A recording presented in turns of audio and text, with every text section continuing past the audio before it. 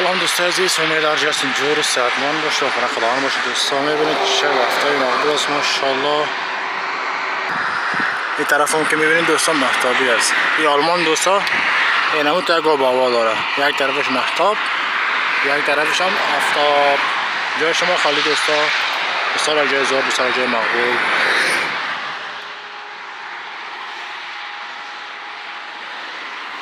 دوستا عزیز ویدیو رو تا آخر تماشا کنید. مثلا لایک سابسکرایب فراموش نکنید. منتظر ویدیو بعدی باشید. فعلا خداحافظ، خدا نگهدار دوستا، بای.